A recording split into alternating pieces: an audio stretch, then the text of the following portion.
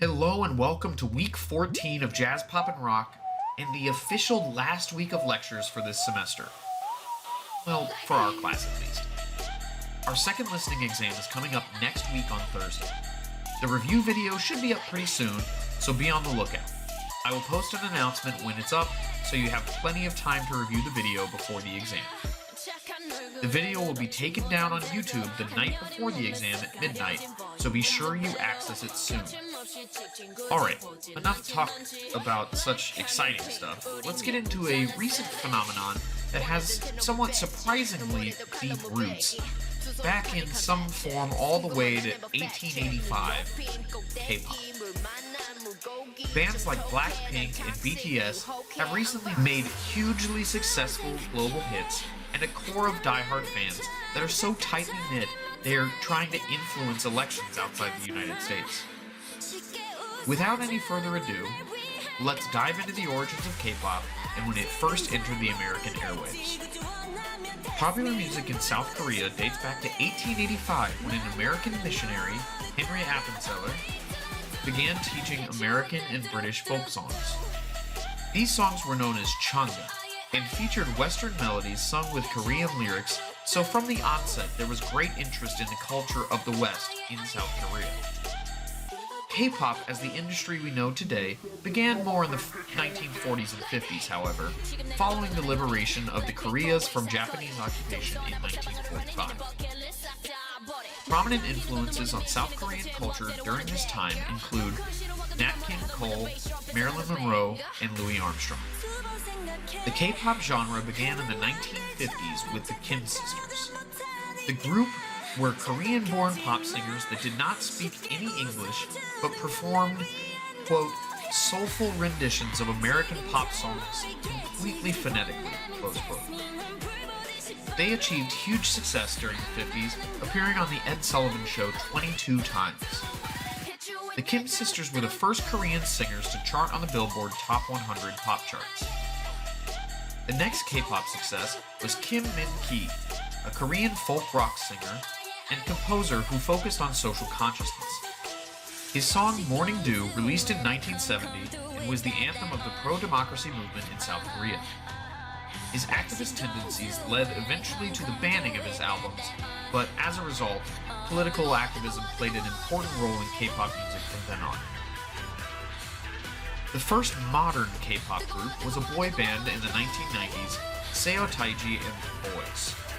Their music was revolutionary for how it merged American themes with Korean popular music. They featured hip-hop choreography with rock and roll instrumentation and exemplified the blending of cultures that the changa music from so long ago did. From Seo Taiji and Boys would emerge the idea of idol groups. Idol groups have been perfected in groups like BTS and BLACKPINK in their ability to grab an audience's attention and allow them to create parasocial relationships with each member of the group as they each personally relate to each audience member. The first true idol group was H.O.T.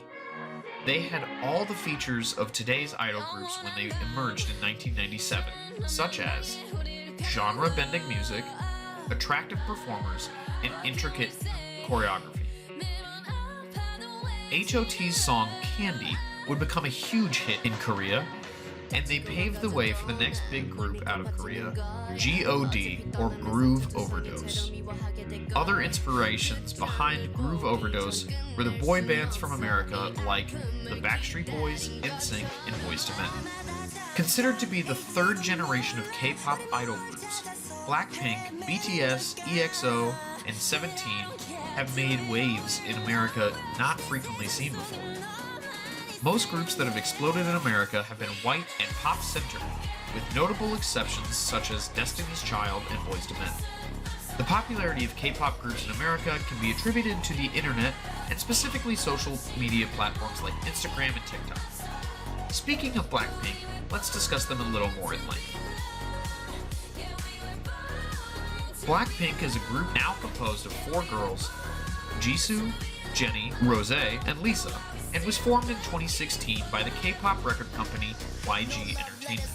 Their fan base are known as Blinks because of their signature hammer light sticks that they bring to shows. Each member of the group displays a unique role and allows fans to easily split into sub-factions of Blinks. Their music video for Doo Doo Doo Doo Doo was the fastest K-pop song ever to reach 500 million views on YouTube. Kim Jisoo, or Jisoo, is the lead vocalist, speaks 3 languages, Korean, Japanese, and Cantonese, and is seen as the quiet and quirky member of the group. Kim Jenny, or Jenny, is the main rapper of the group and speaks Korean, Japanese, and English fluently. When speaking English, she has a New Zealand accent as she grew up in New Zealand.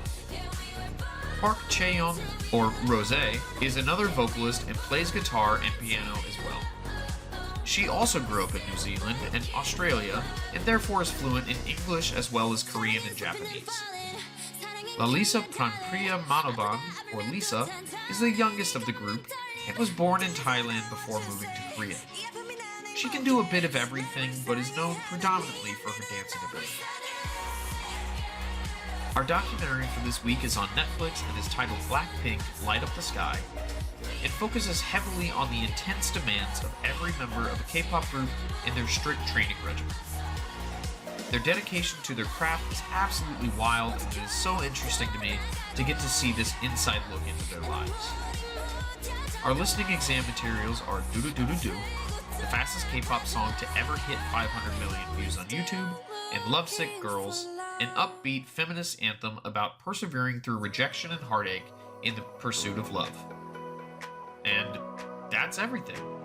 A reminder that the study guide has already been posted and the review video for this exam goes away Wednesday night before the exam, so be sure to review this beforehand, and best of luck on the test next week. Send me an email if you have any questions, and I look forward to seeing your test scores and receiving your world music projects after that.